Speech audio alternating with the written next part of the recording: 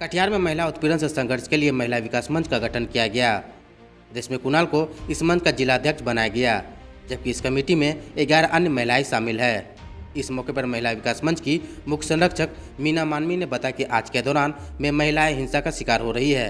इस हिंसा से बचाव के लिए महिला विकास मंच से अपनी बातों को साझा कर सकती है, ताकि समय रहते उस पर न्याय मिल सके। उन्होंने बताया कि कोलकाता में डॉक्टर हत्या मामला बड़ा मामला था। उन्होंने बताया कि हर मामले के अलग अलग मामले होते हैं। उन्होंने कहा कि संगठन जागरूकता अभियान चलाएगा।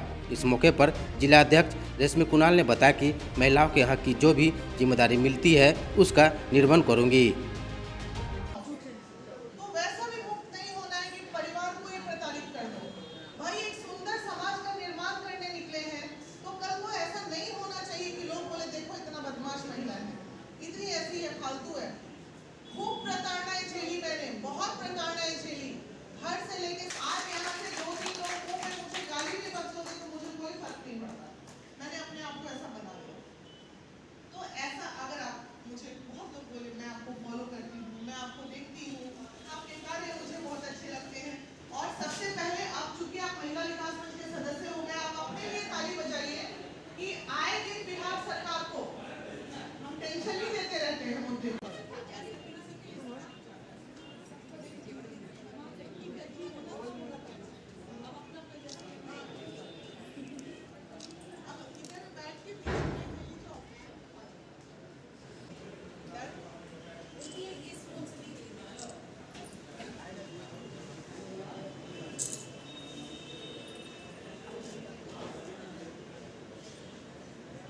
क्या आप कटिहार में इस तरह की आवाज़ें उठेगी महिलाओं पर अत्याचार? बिल्कुल उम्मीद है कि रश्मि अध्यक्ष बनी है कटिहार की, और महिला विकास मंच आए दिन आवाज़ उठाते नज़र आता है।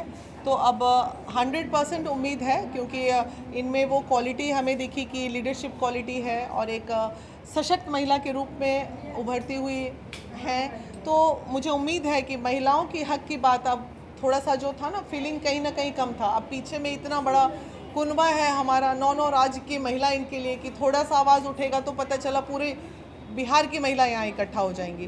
तो रश्मि जी से उम्मीद है, आज उनका टीम गठन हुआ है यहाँ पे और उन्हें अध्यक्ष बनाया गया है। साथ में उनके टीम में अभी 11 लोगों को जोड़ा गया है यहाँ से। बिहार और देश के कई राज्यों में रेप जैसे कई मामले आए थे, खासतौर से बच्चियों का या फिर अन्य जो, क्या इस पर क्या करेगी महिला विकास मंच? देखिए ये बहुत बड़े बड़े मामले आते हैं, कुछ मामले जो हैं नज़र में नहीं आते हैं, जितने सोशल मीडिया या मीडिया में आ गए उसी पे हम बात कर रहे हैं। लेकिन ये इसके लिए इन तमाम चीज़ों के लिए कुछ केसेस, हर केसेस के अलग अलग पहलू पे होते हैं। रेप जो होते हैं ना, वो ऐसा नहीं है कि कहीं संकीर्ण मानसिकता के लोगों की वजह से होते हैं। हर रेप का एक अलग स्वरूप होता है। कोई बच्ची चराने खेत गई तो वहाँ हुआ वो संकीर्ण मानसिकता के लोग और घटिया मानसिकता, जहाँ अवेयरनेस नहीं है, जहाँ जागरूकता नहीं है कि भाई बच्चियों का सम्मान कैसे करना है, सरकार ने इस तरह का कोई अभियान नहीं चलाया, वो एक अलग स्टैंडर्ड के लोग होते हैं। उसके बाद दूसरा रेप केस का मामला जो आपको देखने को मिलता है, वो मिलता है कि एक बच्चे हैं कॉलेज में, फ्रेंड्स हैं, अब एक लड़की कहीं प्यार और मोहब्बत में पड़ जा रही है, कुछ दिन बाद मानसिकता बन रहा है, दारू वारू पी के पता चला एक लड़की का कॉलेज के किसी स्टूडेंट के रूम में रेप हो गया। वो कैटेगरी दूसरे होते हैं, दे आर एजुकेटेड, और वहाँ लापरवाही की वजह से होता है। तीसरा होता है कि वो क्रिमिनल माइंडेड लोग होते हैं, जैसे अभी हमारा मौमिता हत्याकांड जो हुआ, वो वहाँ एक बड़ा मामला था। वहाँ ऐसा कोई मामला नहीं था, पढ़ी लिखी थी, एजुकेटेड लोगों के बीच में थी।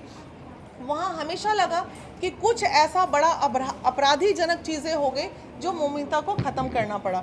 लेकिन हर रेप का एक अलग पहलू होता है, इसलिए कानून की चीज़ें कानून से ही हम सॉल्व कर सकते हैं। बहुत खुश है इस जिम्मेदारी से, क्योंकि ऐसा जिम्मेदारी अच्छा लगता है जो हम महिलाओं के लिए, महिलाओं के हक के लिए कुछ करें, तो ये चीज़ सही है, ये चीज़ अच्छा है। क्या पहल होगी?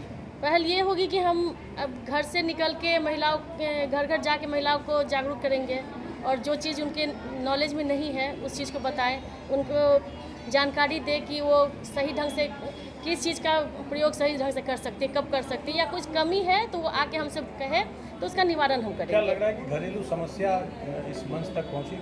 हाँ बिल्कुल, अगर जैसे हमारा ये चीज़, ये शिविर जैसे ये मंच के हम लोग जितने भी कार्यकारिणी सदस्य हैं जब एक्टिव होंगे तो सबका प्रॉब्लम ये होगा। और अभी तो महिला चाह रही हैं कि महिलाओं के लिए कोई कुछ बोले, अभी उनको प्लेटफॉर्म मिला नहीं है, अब मैं शुरू करूँगी। पब्लिक प्लेस पर अगर महिलाओं का शोषण होता है तो उस पर क्या कैसे काम करेंगे? देखिए, सबसे पहले तो इसके लिए प्रशासन को मजबूत होना होगा, क्योंकि अगर प्रशासन अगर मजबूत रहे तो इस तरह की हरकत होगी ही नहीं।